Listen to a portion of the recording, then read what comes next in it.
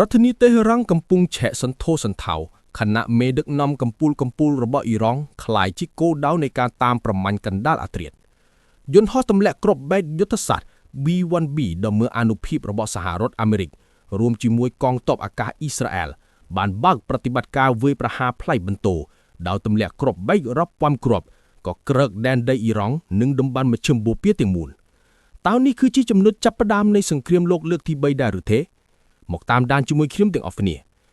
យន្តហោះទម្លាក់គ្រាប់បែកយុទ្ធសាស្ត្រ B-1B យ៉ាងតិច3គ្រឿងកំពុងបើកប្រតិបត្តិការទម្លាក់គ្រាប់បែកទៅលើដែនដីនៃប្រទេសអ៊ីរ៉ង់ដោយគោលដៅត្រូវបានសម្ដៅទៅលើទីបញ្ជាការនៃកងឆ្មុំបាឌីវ៉ាត់អ៊ីរ៉ង់និងទីតាំងស្តុកគ្រាប់មីស៊ីលរបស់អ៊ីរ៉ង់សេចក្តីរាយការណ៍របស់សារព័ត៌មាន The Times of Israel បានចុះផ្សាយកាលពីយប់ថ្ងៃទី2មិនិនាបានឲ្យដឹងថាយន្តហោះទម្លាក់គ្រាប់បែកយុទ្ធសាស្ត្ររបស់សហរដ្ឋអាមេរិកយ៉ាងតិច3គ្រឿងត្រូវបានគេបញ្ជាឲ្យហោះហើរពីមូលដ្ឋានទ័ពសហរដ្ឋអាមេរិកចំពោះទៅកាន់ប្រទេសអ៊ីរ៉ង់ដើម្បីបើកប្រតិបត្តិការនៅយប់ថ្ងៃទី2មិនិនានេះប៉ុន្តែប្រភពដដែលបានឲ្យដឹងថាយន្តហោះ B-1B ត្រូវបានកងទ័ពអាកាសអាមេរិកបើកការវាយប្រហារតាំងពីកណ្ដាលអាធ្រាត្រឈានចូលថ្ងៃទី2មិនិនារួចទៅហើយ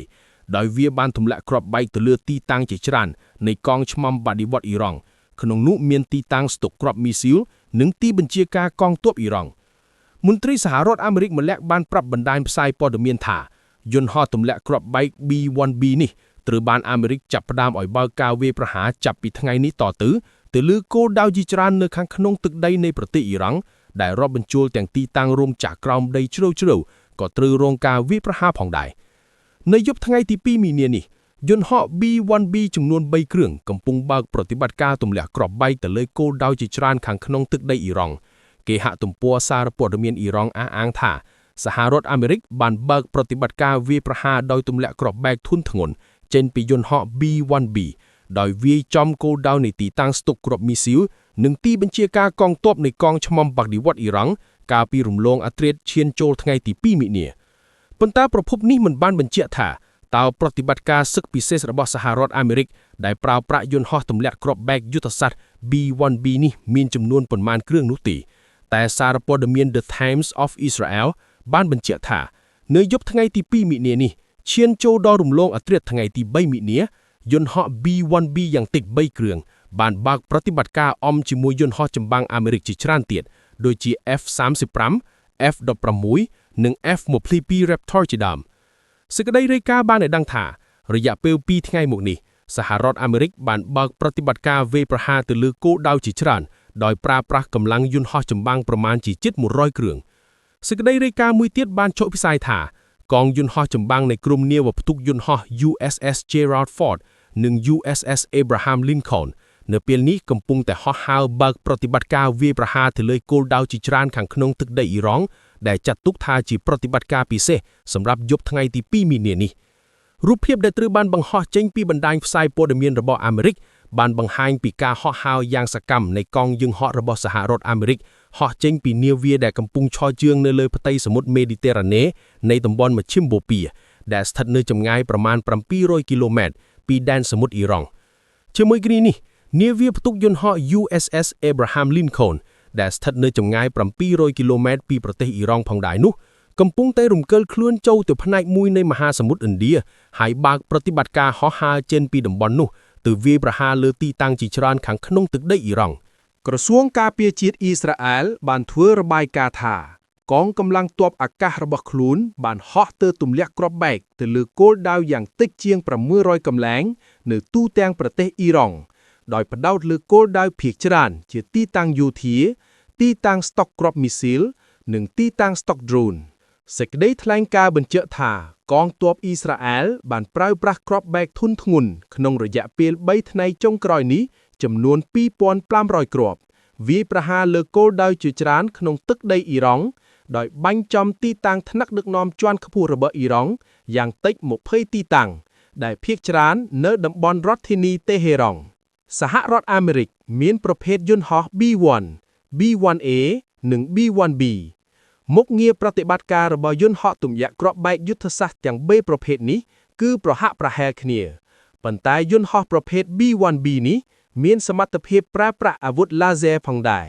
អ៊ីស្រាអែលប្រកាសថាក្នុងរយៈពេលសង្គ្រាម3ថ្ងៃជាប់គ្នានេះ អ៊ីរ៉ង់បានបាញ់មីស៊ីលប្រមាណជា1500ទៅ1700គ្រាប់ប៉ុន្តែអ៊ីស្រាអែលអះអាងថាបើទោះជាអ៊ីរ៉ង់ប្រើប្រាស់មីស៊ីលបាឡេស្ទិកច្រើនប៉ុណ្ណាក៏ដោយក៏ប្រព័ន្ធការពាររបស់អ៊ីស្រាអែលអាចបាញ់ទម្លុកបានស្ទើរតែទាំងអស់យ៉ាងណាមិញសេចក្តីរាយការណ៍ព័ត៌មានបានចុះផ្សាយថាទីក្រុងយេរូសាឡឹមនៅភាគខាងលិចកំពុងឆេះយ៉ាងសន្ធោសន្ធៅដោយការវាយប្រហារពីសំណាក់មីស៊ីលរបស់អ៊ីរ៉ង់ទីក្រុងតេលអាវីវក៏រងការវាយប្រហារយ៉ាងធ្ងន់ធ្ងរហើយសូម្បីតែការិយាល័យនាយករដ្ឋមន្ត្រីប៊ិនចាមីននេតាន់យ៉ាហ៊ូក៏រងការវាយប្រហារដោយគ្រាប់មីស៊ីលរបស់អ៊ីរ៉ង់ផងដែរអ៊ីរ៉ង់អះអាងថាខ្លួនបានបើកការវាយប្រហារទៅលើប្រទេសអ៊ីស្រាអែលចំគោលដៅសំខាន់ៗជាច្រើនប៉ុន្តែមិនបានបញ្ជាក់ថាប្រើប្រាស់គ្រាប់មីស៊ីលអស់ប៉ុន្មានពាន់គ្រាប់នោះទេការអះអាងរបស់អ៊ីស្រាអែលដែលថាអ៊ីរ៉ង់បានបាញ់មីស៊ីលបាឡេស្ទិកនិងមីស៊ីលគ្រូធម្មតាសរុបទៅអាចមានពី1500ទៅ1700គ្រាប់ការវាយប្រហាររបស់អ៊ីរ៉ង់ត្រូវបានគេរាយការណ៍ថាបានធ្វើឡើងពាសពេញតំបន់មជ្ឈិមបូព៌ាដោយពេលនេះពិសេសសំដៅទៅលើប្រទេសទាំងឡាយណាដែលបើកសិទ្ធិឲ្យកងទ័ពសហរដ្ឋអាមេរិកប្រើប្រាស់ទឹកដីរបស់ខ្លួនដើម្បីបាញ់ទៅលើអ៊ីរ៉ង់ក្នុងសង្គ្រាម3ថ្ងៃនេះគិតត្រឹមថ្ងៃទី2មិនិនាប្រទេសដែលរងការវាយប្រហារខ្លាំងដោយគ្រាប់មីស៊ីលរបស់អ៊ីរ៉ង់មានដូចជាប្រទេសកាតាទីក្រុងដូហារងការវាយប្រហារយ៉ាងធ្ងន់ធ្ងរទីក្រុងអាប៊ូដាប៊ីនៃប្រទេសអារ៉ាប់រួមនិងប្រទេសកូវ៉ែតប្រទេសអារ៉ាប់សាអូឌីតរងការវាយប្រហារធ្ងន់ធ្ងរជាងគេដោយមីស៊ីលអ៊ីរ៉ង់បានបាញ់ចំរោងចក្រចម្រាញ់ប្រេងជាច្រើនកន្លែងឥឡូវនេះបណ្ដាប្រទេសដែលរងការវាយប្រហារកំពុងអំពាវនាវឲ្យមានការសាមគ្គីគ្នាដើម្បីគៀបសង្កត់អ៊ីរ៉ង់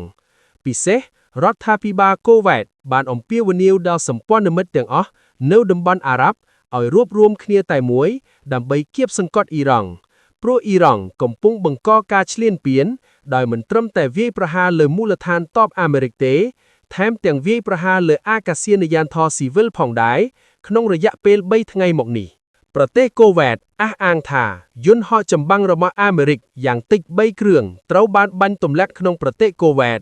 ប៉ុន្តែប្រភពចារកម្មរបស់មន្ទីរពេញចកូនឲ្យដឹងថាយន្តហោះ FK-15 របស់អាមេរិកទាំង3គ្រឿងដែលធ្លាក់នោះគឺបណ្ដាលមកពីការបាញ់ខុសបច្ចេកទេសរបស់កងកម្លាំងសហរដ្ឋអាមេរិកខ្លួនឯងមិនមែនត្រូវមីស៊ីលអ៊ីរ៉ាំងបាញ់ទម្លាក់នោះទេសេចក្តីរាយការណ៍ព័ត៌មានថ្មីៗបំផុតពីតំបន់មជ្ឈិមបូព៌ាឲ្យដឹងថាយប់ថ្ងៃទី2មិនិនានេះរដ្ឋធានីតេហេរ៉ាំងរបស់អ៊ីរ៉ង់កំពុងឆេះយ៉ាងសន្ធោសន្ធៅដោយការវាយប្រហារយ៉ាងរហ័សពីសំណាក់កងយន្តហោះចម្បាំងអ៊ីស្រាអែលមួយនឹងការអន្តរាគមន៍ពីកងយន្តហោះចម្បាំងអាមេរិកកងកម្លាំងទាំងនេះកំពុងតាមប្រមាញ់ថ្នាក់ដឹកនាំជាន់ខ្ពស់របស់របបសាធារណរដ្ឋអ៊ីស្លាមអ៊ីរ៉ង់និងឧត្តមសេនីយ៍នៃកងឆ្មាបដិវត្តន៍ទីភ្នាក់ងារសារព័ត៌មានបានចុះផ្សាយថាអតីតប្រធានាធិបតីអ៊ីរ៉ង់លោកម៉ាមូតអាម៉ាឌីនេហ្សាតដែលកាន់អំណាចពីឆ្នាំ2005ទៅឆ្នាំ2013ត្រូវបានសម្លាប់នៅក្នុងការវាយប្រហាររួមរវាងអាមេរិកនិងអ៊ីស្រាអែលកាលពីថ្ងៃទី1មីនាដោយវាយចំគោលដៅភៀមក្រឹតរបស់លោកផ្ទាល់តែម្ដងនៅតេហេរ៉ង់សម្លាប់ទាំងលោកនិងអង្គរៈការពារផ្ទាល់ជាច្រើនអ្នកមរណភាពរបស់លោកអាម៉ាឌីនេហ្សាតកើតឡើងបន្ទាប់ពីមេដឹកនាំកម្ពុជានៃរបបសាធារណរដ្ឋអ៊ីស្លាមអ៊ីរ៉ង់លោកអាយ៉ាតូឡាអាលីខាមេនីត្រូវបានគេរាយការណ៍ថាបានស្លាប់បាត់បង់ជីវិតនៅក្នុងប្រតិបត្តិការវាយប្រហារដោយយន្តហោះចម្បាំងអ៊ីស្រាអែលសហការជាមួយសហរដ្ឋអាមេរិកផងដែរក្នុងប្រតិបត្តិការនោះយន្តហោះចម្បាំងបានទម្លាក់គ្រាប់បែកដល់ទៅ30គ្រាប់កំទេចភូមិគ្រឹះរបស់លោកខាមេនីខណៈដែលលោកកំពុងស្ថិតនៅទីនោះជាមួយគ្រួសារសេចក្តីរាយការណ៍ចុងក្រោយបានឲ្យដឹងថាភរិយារបស់លោកខាមេនីព្រមទាំងចៅនិងកូនប្រសារ2នាក់ក៏បានបាត់បង់ជីវិតក្នុងប្រតិបត្តិការនោះលើពីនេះឧត្តមសេនីយ៍រដ្ឋមន្ត្រីការពារជាតិនិងប្រមុខកងឆ្មំបដិវត្តន៍អ៊ីរ៉ង់ក៏ត្រូវបានសម្លាប់ផងដែរយ៉ាងណាមិញមេដឹកនាំអ៊ីរ៉ង់ប្រកាសថាសង្គ្រាមនៅពេលនេះជាមួយសហរដ្ឋអាមេរិកជាសង្គ្រាមដ៏ធ្ងន់ធ្ងរបំផុតហើយមិនអាចរកទីបញ្ចប់ឃើញនោះទេចំណែករដ្ឋមន្ត្រីការពារជាតិសហរដ្ឋអាមេរិកក៏បានប្រកាសដែរថាសង្គ្រាមជាមួយអ៊ីរ៉ង់នៅពេលនេះមិនអាចបិទបញ្ចប់បានយ៉ាងឆាប់រហ័សនោះទេហើយអាមេរិកត្រូវតែសម្រេចគោលដៅនិងឈ្នះសង្គ្រាមដាច់ខាតតើតួនាទីរបស់យន្តហោះទម្លាក់គ្រាប់បែក B1 មានតួនាទីដូចម្តេចខាងក្រោមនេះគឺជាការពន្យល់លម្អិត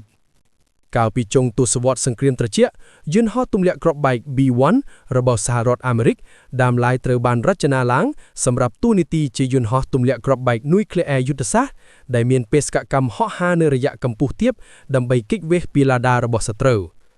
នៅពេលសង្គ្រាមត្រជាក់ត្រូវបានបិទបញ្ចប់យន្តហោះទម្លាក់គ្រាប់បែក B1 ត្រូវបានកែសម្រួលដើម្បីបើកប្រតិបត្តិការទម្លាក់គ្រាប់បែកធម្មតាហើយត្រូវបានប្រើប្រាស់យ៉ាងទូលំទូលាយក្នុងបេសកកម្មគាំទ្រកងទ័ពអាកាសនិងបេសកកម្មទម្លាក់គ្រាប់បែកយុទ្ធសាស្ត្រ B1A និង B1B សុទ្ធតែជាចង្កោមយន្តហោះទម្លាក់គ្រាប់បែកដ៏ខ្លាំងរបស់សហរដ្ឋអាមេរិកដែលមានសមត្ថភាពផ្ទុកគ្រាប់បែកចំនួនច្រើនបំផុតបើធៀបនឹងយន្តហោះទម្លាក់គ្រាប់បែក B2 Spirit និង B52 យន្តហោះ B1 អាចផ្ទុកអាវុធបានបរិមាណដ៏ច្រើនបំផុតនិងហោះហើរឆាប់រហ័សទៅកាន់គោលដៅយន្តហោះ B1B មានស្លាបដែលអាចបត់បែនបានយ៉ាងលឿនរហ័សដែលផ្ដល់ល្បឿននិងចម្ងាយហោះហើរបានឆ្ងាយបង្កើតនឹងភាពងាយស្រួលក្នុងការហោះហើរទាបនិងខ្ពស់យ៉ាងឆាប់រហ័សបំផុតវាជាប្រភេទយន្តហោះ Supersonic ដែលមានល្បឿនលឿនជាងសំឡេងដែលអាចបើកប្រតិបត្តិការក្នុងគ្រប់ស្ថានភាពអាកាសធាតុវាអាចផ្ទុកគ្រាប់បែកបានច្រើនប្រភេទរួមទាំងប្រព័ន្ធអាវុធពហុបេសកកម្មប្រព័ន្ធរ៉ាដានិងប្រព័ន្ធកំណត់គោលដៅរបស់វាអាចតាមដានគោលដៅលើអាកាសនិងដីនិងវាប្រហារដោយមានអានុភាពខ្ពស់បំផុតសមត្ថភាពទាំងនេះរួមជាមួយនឹងការផ្ទុកគ្រាប់បែកយ៉ាងច្រើនធ្វើឲ្យយន្តហោះទម្លាក់គ្រាប់បែក B1 ក្លាយទៅជាយន្តហោះដ៏សំខាន់សម្រាប់បេសកកម្មវាយប្រហារក្នុងវិស័យការពារជាតិអាមេរិកនៅស្ថានភាពហានិភ័យខ្ពស់យន្តហោះ B1B អាចហោះគេចខ្លួនយ៉ាងលឿនរហ័ស B1B គឺជាការកែតម្រង់ពី B1A ដែលត្រូវបានស្ថាបនាឡើងនៅក្នុងឆ្នាំ1970ដើម្បីជំនួសយន្តហោះ B52 ប៉ុន្តែគម្រោងនេះត្រូវបានលុបចោលនៅក្នុងឆ្នាំ1977បន្ទាប់មក B1B ត្រូវបានកែសម្រួលដោយរដ្ឋាភិបាលប្រធានាធិបតីក្នុងឆ្នាំ1981ដោយមានការកែលម្អសំខាន់ៗដូចជាការបន្ថែមបន្ទុកផ្ទុកគ្រាប់បែកដល់ទៅ 74,000 ផោនវាមានល្បឿនលឿនជាងសំឡេងជិត2ដងនៅក្នុងប្រវត្តិសាស្ត្រសង្គ្រាមអាមេរិកនិងអ៊ីរ៉ាក់នៅឆ្នាំ2003យន្តហោះទម្លាក់គ្រាប់បែកយុទ្ធសាស្ត្រ B1B នេះបានហោះហើរយ៉ាងអាក់ទីវនៅក្នុងប្រតិបត្តិការសង្គ្រាម43ថ្ងៃដោយចូលរួមយ៉ាងអាក់ទីវជាមួយយន្តហោះទម្លាក់គ្រាប់បែក B52 នៅពេលនោះសូមជួយចុច like វីដេអូនេះនិងចុច subscribe channel របស់យើងដើម្បីធានាថាអ្នកនឹងមិនរំលងព័ត៌មានយោធានិងភូមិសាស្ត្រនយោបាយថ្មីៗប្រចាំថ្ងៃសូមថែរក្សាសុខភាពជួបគ្នានៃសេចក្តីរាយការណ៍បន្ត